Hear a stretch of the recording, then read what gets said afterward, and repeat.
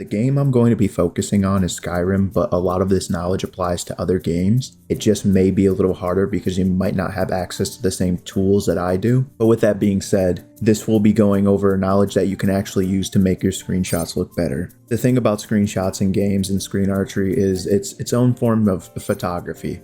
If you think of it that way, the first thing you're going to be thinking about whenever you want to take a shot in a video game is you're going to want to set your shot up. Something we should talk about while you're setting up your screenshot are composition, setting, and posing. I'm going to talk about composition first and then posing.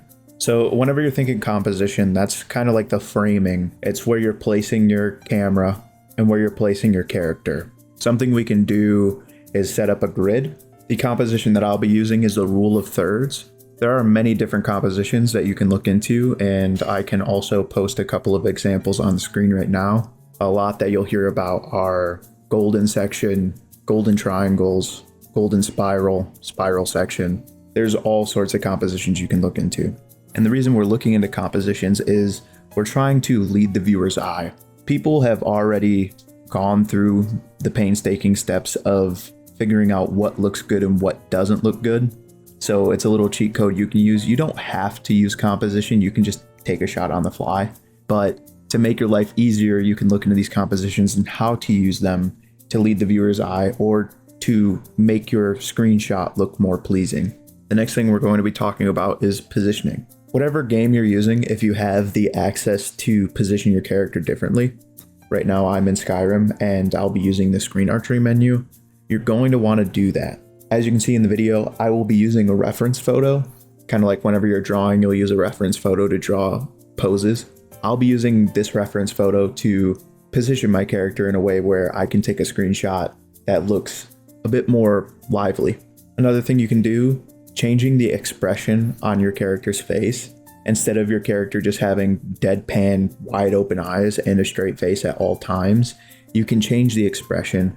For example, maybe your character's squinting or maybe your character's looking at the camera. Changing these things does make quite a bit of a difference. It's not a necessity, especially if you're going for something completely different. If you're taking a picture of a rock, you don't need to change its expression, but I did want to dab a little bit on this topic so you guys can understand that these things do make a difference in your screenshot. Freeze your shot. So in whatever game you're playing, if there's a way to freeze the screen or keep the screen still, that's what you're going to want to attempt. In Skyrim, you can use like TFC1 and freeze time, but if you have any like physics engines running, it will freeze those physics engines. So what you also could do is set your global time to like 0.01. That way your clothing and your hair will still move if you have those physics engines, and you'll still be able to take a shot without it looking stiff or awkward. Something that photographers take advantage of is their lenses. You'll hear like the different lens sizes, 85mm, 105mm.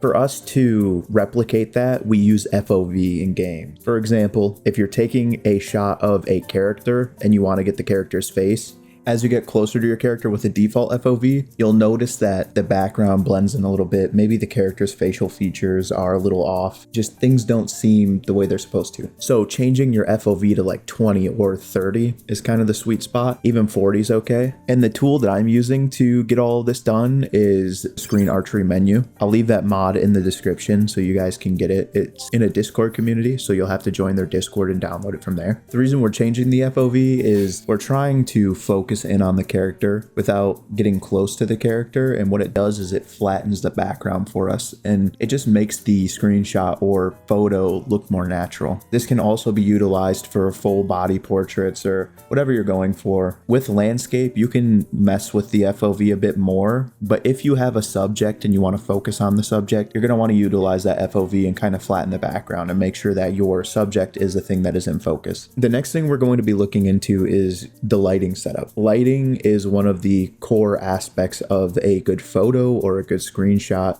a good shot in general, even in videography. For me, in Skyrim, I use community shaders with the light limit fix to drop real lights into the world. The 3 lights that we need is a key light, a fill light, and a rim light. The key light is going to be your main light. That's the one that's going to be hitting your subject. The fill light is to control the shadows, and the rim light is for background separation. That way your image doesn't look flat and you separate the subject from the background. So in the background, you'll see a little bit of a demo. I'm gonna build a 3-point studio setup in game. What I'm gonna do is I'm gonna drop a key light at about 45 degrees to show off like the armor or the character. And then I'm gonna drop a dim fill light on the other side to show off the shadows. That way it's not pitch black. And then the last thing I'm going to do is I'm going to put a rim light, and that's gonna blast light directly behind the character. That's gonna create that separation halo effect that kind of pops them out of the background. Obviously your lighting setup can change depending on what you're going for or the location. As you can see currently, the character that I'm using is in a location where it's kind of like a void. So I might change things depending on which location I'm in. If I were in a cave, the lighting setup would be different. If I wanted harsher shadows that were a bit darker, I might take that fill light and remove it, or crank the intensity down on it. It just goes to show that you don't have to follow these step by step or word for word. Really experiment with these things and figure them out. The next thing we're going to be talking about is your aspect ratio. How you frame the shot depends on where it's going. You know, shooting a character showcase, you'd want to use maybe a 9:16 vertical. If you're shooting a YouTube thumbnail, you might want a 16:9 and put your character entirely on the left or right side, depending on what you're going for. Whenever you go for a 9:16 shot or any shot, if there is a space where it's not showing off what you want to show off, you can call that dead space. And for YouTube thumbnails, that's where you'd put your typography, other aspects or elements to your shot, depending on if you're going for a YouTube thumbnail. Or if you just want your subject to be in focus, you can put depth of field on your subject and have the background blurred. That way people focus more in on your subject. The last thing we can talk about is the final polish. In Skyrim, before you capture certain shots that you're going for, if you have effects on your screen, you can use CSB in the engine, and that will wipe 2D dirt off your screen and stuff like that. You can use other tools to stretch your game out and upscale it to 4K or 8K. This way, whenever you take it into something like Photoshop for post-processing, you'll be able to get a higher quality image. Something I'll lightly touch on right now is, since we're talking about Photoshop, when you go in there, there's all sorts of things you can do. One of the things that you can do is throw a high pass filter on there. That's going to crisp up some of the fabrics and even the hair. The thing about post-processing is I'm not going to get too in-depth on that in this video. I will say though, whenever you're taking screenshots in YouTube thumbnails, you're going to be running it through some sort of software. And there's things that you can also do after you've already taken the screenshot and put the amount of effort that you did in game. You can take it out of game and add things to it. Now, with that all being said, I may have a Discord up soon, so you guys can actually post the screenshots yourself in that Discord. If not, I'd say go into other communities and ask people, hey, what can I do differently? Asking for feedback is one of the best ways you can improve, especially in places where people know what they're talking about. For example, a lot of the screenshots that I see that are taken are from the UBE Discord, and there's an entire screenshot discussion channel for people to talk about screenshots and ask questions. But with all that being said, again, gonna wrap up the video. If you like the video, like it. Let me know what I can do differently in the comments or what you want me to do in the next video. I have no idea what I'm going to do in the next video, so hopefully you have a good day. I'll see you.